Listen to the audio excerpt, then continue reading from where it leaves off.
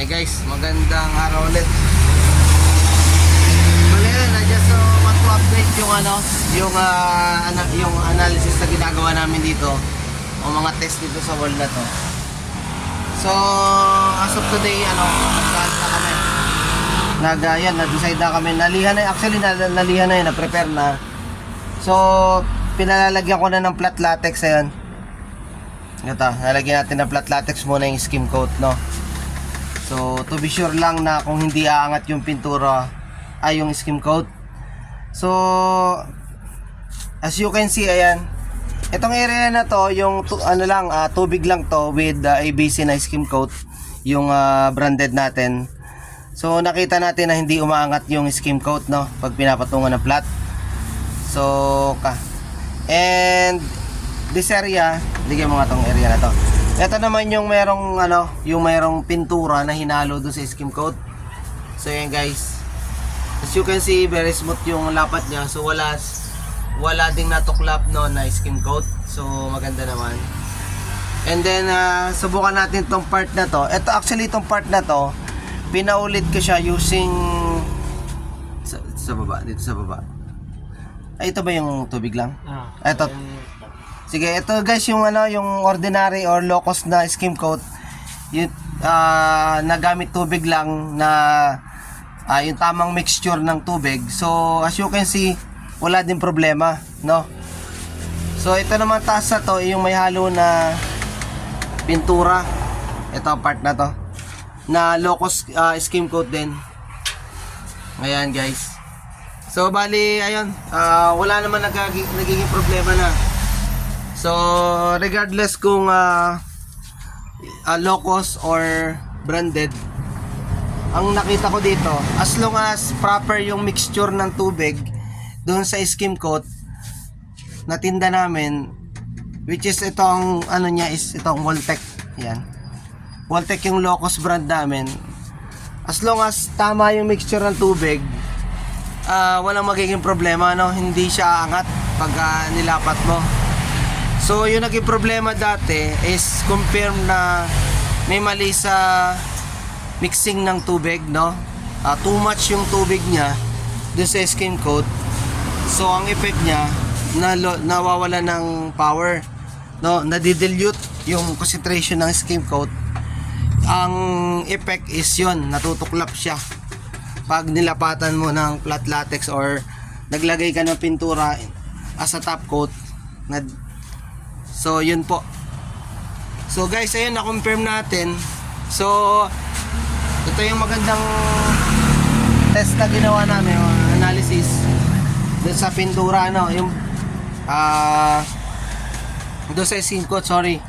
So tuloy natin ang pag-improve dito sa lugar na to, sa part na to, para as part ng training ni Billy, no, sa paglalapat ng skim coat. Ngayon pinaprimer na namin, and then papalagyan ko mamaya ng top coat as part ng training niya. Kasi yun, medyo nalilito nga siya sa procedure ng pintura, kaya yun ang aking action na i-actual sa kanya, no. So this time is sa concrete pa lang kami nakakonsentrate, and then after this we going to move on the wood.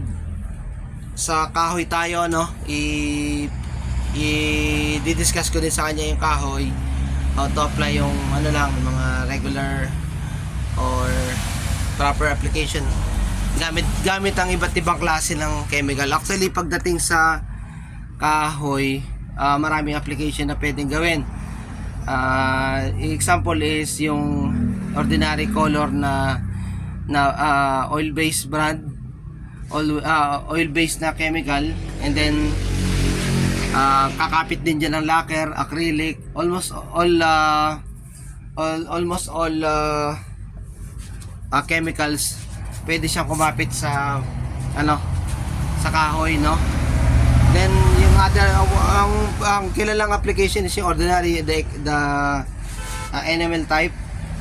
Yun yung mga regular na ginagamit sa bahay, mga household, no, para pag mga pandiinan na pintura like yung varnish, varnish finish, doco finish, meron doco varnish pa. So maraming klase ng application ang ginagawa ng ating mga pintor, ano. So marami-rami yan, pero sa aming mga nagtitinda at sa aming mga nagbebenta, so as long as alam namin yung chemical na pwede mong ilapat, it's enough na yan, no. The application itself, may mga ginagawang application ng mga pintor na tawag namin dini-DIY, no. So kung ano-ano mga pinaghalo nila na chemical para i-apply lang, ano, as the solution dun sa nagiging problema nila. So dahil nga minsan nagiging okay naman, o nagiging tuloy-tuloy na yung paggawa nila, no. Pero hindi natin masyado ina-advise yan as long as in-advise siya ng chemist o kaya ng chemical engineer dun sa application na yon, as long as na-test siya, na dumaan sa laboratory. So yun lang po pininiwala natin, ano. Yung other DIY, ano lang po yan, do it yourself, ika nga sariling decision. So whatever happen, whatever the result, we may accept kung ano yung man yung kaganapan doon, ano po. So yun lang guys, hanggang dito lang muna. And then eto, naglalapat siya ng primer. So sa ngayon wala namang nagiging problema. So we will update you dun sa final touch nito, ano. So ngayon primer, try ko ma-videoan yung ano, yung top coat niya. So we not yet decided dun sa magiging top coat niya, since this yung part lang na yun ang lalagyan natin, ano pa. See guys, mga sis boy.